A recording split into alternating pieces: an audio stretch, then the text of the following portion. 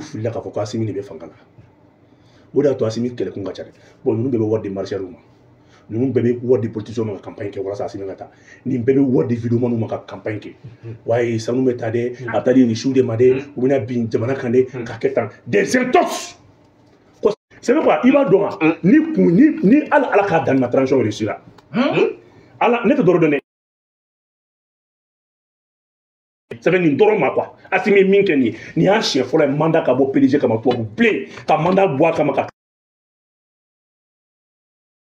180 milliards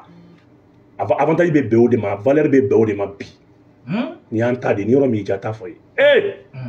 ni kun y'a fɔ an ye ko fanga dɔ bɛna mun bɛ se ka nin kɛ asi bɛɛ kɔnɔna f'u ye ko banabaatɔ t'u kɔnɔ an ye kibaruya min fɔ ko banabaatɔ tɛ dɛ parce que hali sanu kun ka ca ni nin an tɛna n da don a la mɛ ko min bɔra bɔcogo la an y'o mɛn kibaruya la mɛ dalu a t'an bolo mɛ an b'a ɲini o n'an ko Mali ka taa ɲɛ Imam Dicko kan ka segin ka na so mɛ mun n'a tɛ na nin y'a fɔ ko joli ale yɛrɛ ko n bɛna mɔgɔw ko a kana a kanubagaw ko k'a kana minnu t'a fɛ olu ka kana bɛɛ ko a kana o tumana mun de bɛ yen mɔgɔw fana ka ɲɔgɔn ɲininka mun de bɛ yen ne kɔni bɛ nin kɛ sondage de ye quoi ne bɛ nin kɛ sondage de ye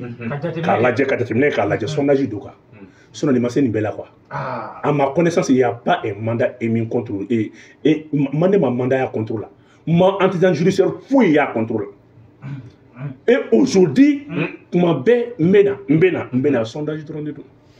tu sais conseil na anw ni Algérie avancé la fɛn caman na Mali autorité y'a yira Algérie la il va jamais négocier sans tant qu'à ma claque sans qu'il ne finisse pas de recouvrir son territoire l'intégrité territoriale ça veut dire qu'il y a des politiciens ou pas il y a des gens qui ont été reçus ou bien pression qui a négocié et bien négocié ou y a des gens qui ont reçus ou y a des gens qui ont farni mais d'accord il va beaucoup malouchou avec beaucoup ka beaucoup il va balmuna des fiti il y a des gens qui ont été on est yoro ba benné o de to Assimi ko il négocie jamais ka soro aka intégrité territoriale kun fa kun table. Donc l'Algérie a tout fait pour depuis le mois d'octobre l'Algérie travaille sur voir fin chamana.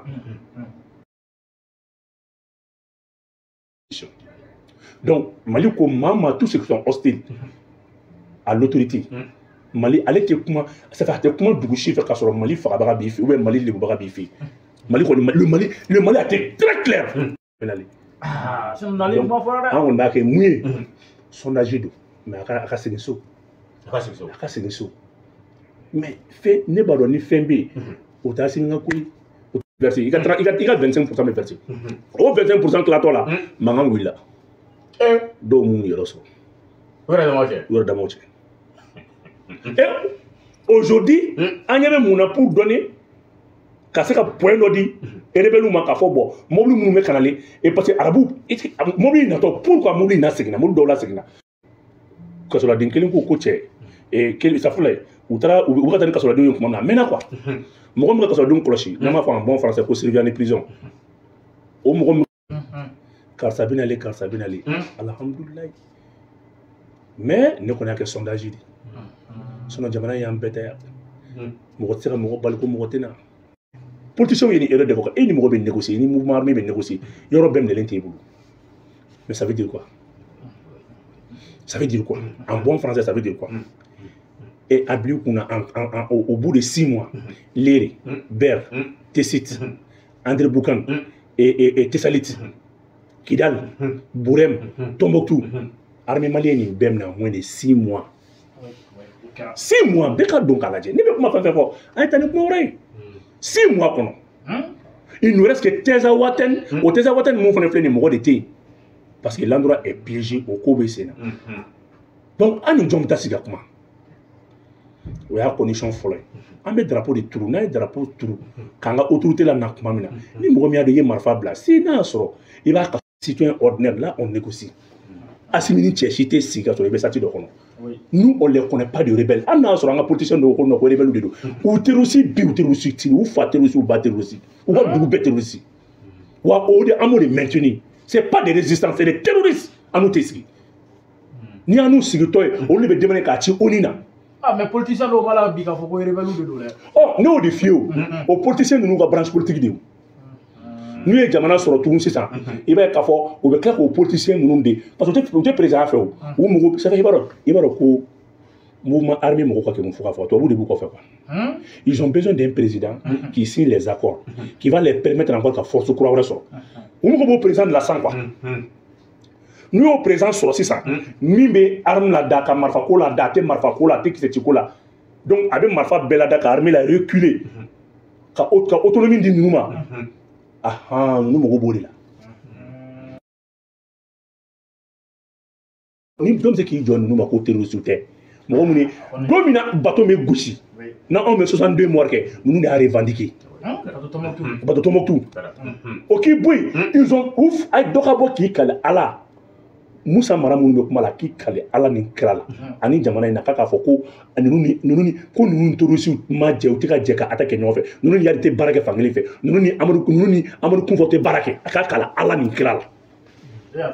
Aka kali ala anga fana yini bebo kuma la anga ta ani qur'an yɛrɛ cɛ anga bola qur'an kan kali même to bu yɛrɛ a dɔn ka fɔ ko nunu ni islamiste bu yɛrɛ a reconnu donc an bɛ taa mun ɲɛfɔ Algérie veut reprendre le dialogue avec le Mali et on le fera jamais atteindre et ni mɔgɔ sa mais dɔ bɛ se ka du kɔnɔ du kuma ta to de ka taa Algérie a sigi est ce que ko min kɛra mɔgɔ b'a kɔrɔ Algérie de sigi Mali gouvernement invité ka mouvement armé invité mɔgɔ min y'a jɛ k'olu invité ka taa ale de bɛ invitation ta et puis an bɛ taa ale de fɛ yen a y'a kɛ maliyɛn bɛɛ ka kɛ ala kama k'a da ɲɛkɔrɔ k'a lajɛ ka tapis rouge fɛ se rebelle ye et que e cɛ ɲɛwala politicien ko bɛ da don na koyi e ni ala cɛ o cɛ Assimi ko bɛ taa na o cɛ Assimi ko bɛ taa na et aujourd'hui c'est l'Algérie qui nous appelle ka tila ka parce que Algérie bolo k'a fɔ ko influence le mɔgɔw la quoi n'a ye mɔgɔw wele ça va beaucoup jouer sur la transition bɛ ala de bolo wallahi ala n'ala k'a bɛ ban don na a bɛ ban k'a sɔrɔ fɛn tɛ a bɛ ala de bolo transition bɛ ala de a tɛ mɔgɔ bolo dɛ a bɛ ala de bolo cɛ kow kɛra dɛ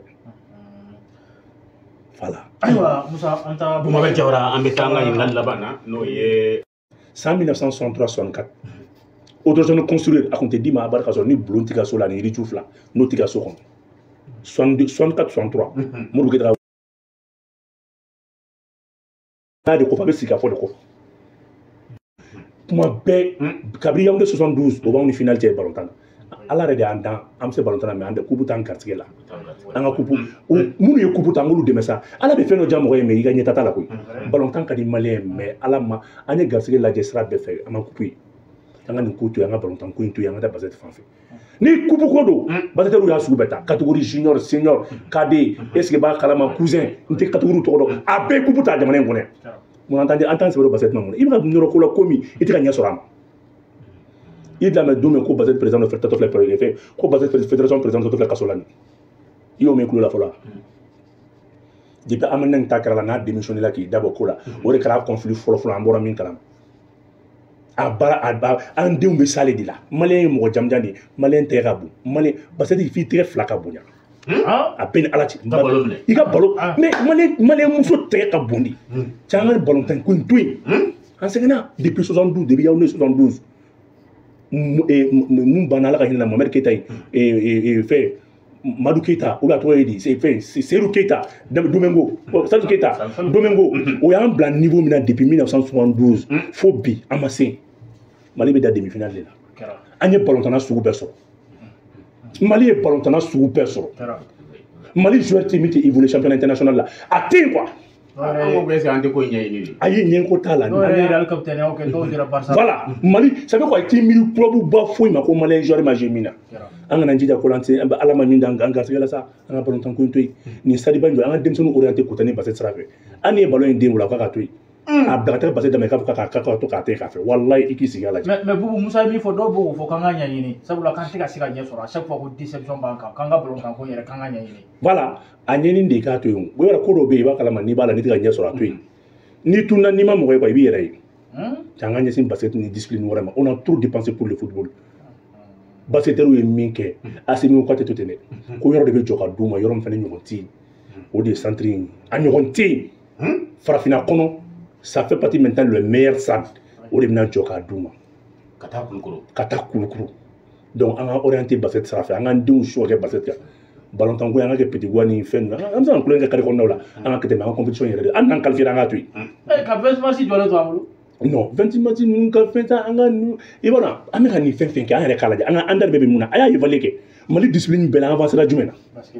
ama ban adamaden i bɛ se min na e ka taa n'o ye ba ye i tɛ se min na o to yen a bɛna kɔfɛ o i b'a dɔn n'i yɛlɛ ɲinɛ ko yɛrɛ bɛ n'i yɛlɛma han i k'a bila i kunna an bɛ se minnu na olu b'an gosi minnu bɛ s'an na olu b'an gosi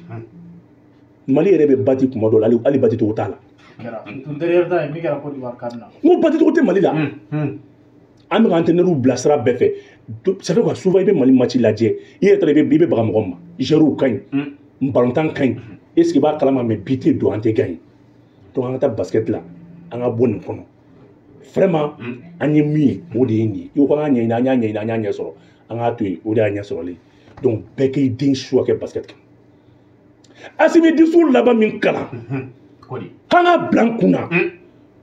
ko dabali banna an kun famana olu subahanallahi minɛn dɔw bɛ kanale a ka bɔ hakili ma minɛn dɔw bɛ kanale a ka bɔ hakili ma il a fallu que sigi b'a kalama u ka taa espace kelen ɲini ka di mali ma mali minɛnw ma minɛn dɔw bɛ kanale kabiri ala k'an dan kabiri ala ka mali yɛrɛ dan mali ka ni minɛn kɔrɔ i b'a ko minɛn minnu bɛ yen i b'a ko fu de don a ma fiya ko février n ko cɛ in b'a dala ka ne bɔ a ma fiya yani février cɛ minɛnw jiginna minɛnw jiginna et c'est un vrai combat qu'on va engager. Mais vous, donc, moi, il faut que vous soyez président, mais vite, ma boire là-bas. Subhanallah. Moi, c'est pas calme. Ambulance, moi, tam, aramade. Moi, je vais assigner qu'on a 10h, faut 14h. Kadji badi kono ku kadji kasera asini mangana me. Et bien qu'on a comme on fa ka qu'on a fa. C'était la sortie de la cérémonie de la sortie de la 46e promotion. On a combien 255 officiers maliens de la Bobi. 175 Maliens à toi étrangers. Mauritanien Flabala. Mauritan? Ah oui, Mauritanien Flabala. D'après d'où vous avez formé Malawi. Ne m'a fait ya. Ngamina officier. Ne m'a fait ngami. Bon, y a un talent. Emia konna fara. Ka dugune mala fa. Ota bane ne ka kla ka emia kene mala fa. Ka kla ka aramadon orienté ka fo kuludo sans fait moko to wa mobili joy. Bi, ne dia fina bi. Ka tila ka kulu de dira ko mɔgɔ ka to ka mobili jɔ kulu wo la e m'a kɛnɛma la place tɛ yen an bɔra ne k'an kunda sari kan ka taa sɔrɔ sari bɛ gɔp ne dabali banna quoi i bɛ ala kali ko concert de kɛ quoi depuis ka ne bila depuis ka ɲɛma tɛmɛ k'an bila politique la ne ma deli ka ni président faso ye bon ni élection de ye n di mɔgɔ ma élection man di dɛ élection man di dɛ nous voulons un Mali libre an mɔgɔ foyi tɛ élection na bi président discours min yira anw na k'an k'an cɛsiri an ka kɛ kelen ye ko min bɛna daminɛ ko ko b'a don dɛ e Asimu ko dɔ ko b'a kɔnɔ dɛ ayi ko dɔ ko b'a kɔnɔ walayi ala ko dɔ ko bɛ cɛ in kɔnɔ cɛw cɛ bɛ mananakan fɔlɔ i farati dɛ cɛw cɛ bɛ mana mɔgɔ min ye manada yɛrɛ bɔ e se b'a kalama tɔ o bilen kɔnturu la mɔgɔ min ye manada yɛrɛ bɔ tɔ o bilen kɔnturu la a ko k'ale ale tɛ siran ale bɛ siran ala ni mali de ɲɛ k'ale tɛ siran jɔn si ɲɛ bi a y'a discours fɔ Asimu k'ale tɛ siran foyi ɲɛ ni ala ani mali tɛ k'an ka k'an yɛrɛ ye k'an ka segin an danbe ma k'an ka bila an kunna k'an lamɔcogo tɛ min ye k'an lamɔcogo to yen k'an bɛ ka taa sira min kan k'an si ka hɛrɛ t'a la n'o ye tubabuw ka sira ye a ma dogo ko a ma ko tubabuw ka fɛn bɛɛ ma ɲi dɛ ko dɔw ka ɲi an bɛ se k'olu ta i n'a fɔ tubabuw yɛrɛ fana ka dɔ ta cogo min na ko mɛ k'i ta bɛ bila ka kɛ tubabuw ta ye k'o tɛ kɛ wa k'ale Asimi mankan don a ma élection kuma kelen Asimi da ma t'o la bi c'était un discours souverainiste Asimi a tenu un discours souverainiste ça fait quoi a ko kɛ an bɛ kɛlɛ de dɔn wa a minɛn b'an bolo ah ala ka dugu dɔ dɔn an garisɛgɛ la sa ala an ko minɛ ka fara mali kan a ka haram ala ka dugu dɔ dɔn an garisɛgɛ non bien sûr moi je me bi ne yɛrɛ ok vous question kelen bɛ n bolo n'o ye i ka ministre n'o ye Safula général de corps d'armée Ismaël Wage ale bɔra ka taa journée de la souveraineté retrouvée ka taa fête Kidal an kun famana ma Mali ministre ni transition in tɛ ka déplacer ka taa Kidal ka taa fête kɛ an y'a ye jaw la i bɛ se ka mun fɔ Wage ka nin déplacement ka bɔ o ye émission spéciale de sini o rebelle ko k'u bɛ Wage ka avion ko avion tɛ jigin ko b'u to Kidal n bɛ min f'i ɲɛna dalɔ b'an bolo dɛ a bɛɛ n'ala cɛ ko avion tɛ jigin ko avion tɛ jigin ko u ye menace quoi olu to dugu wɛrɛ kan k'o fɔ quoi olu to dugu wɛrɛ kɔnɔ émission spéciale demain Wage ka voyager sur Kidal a ɲɔgɔn kunbɛli ma kɛ Wage ka kunbɛli Wage ka tagali Kidal a ɲɔgɔn kunbɛli ma kɛ an b'an da don o la maa minnu ye min fɔ mouvement armé maa minnu sigilen don Faransi wa capture bɛ n bolo yan Mba Kalabaye, oui, mon akamu Fambaye. Il y a une transition. 50 millions me versent nous chaque fin du mois. Ils n'ont pas. Où est le gouvernement qui est quelqu'un? Où est le gouvernement qui négocie? Vous avez quelqu'un qui ressources récemment pour vous. Et un politicien doit se soutenir. Mais président Marabide, si Inch'Allah spécial Wagé Akidal, na Allah son mambo fenga, vous y a une amunabi.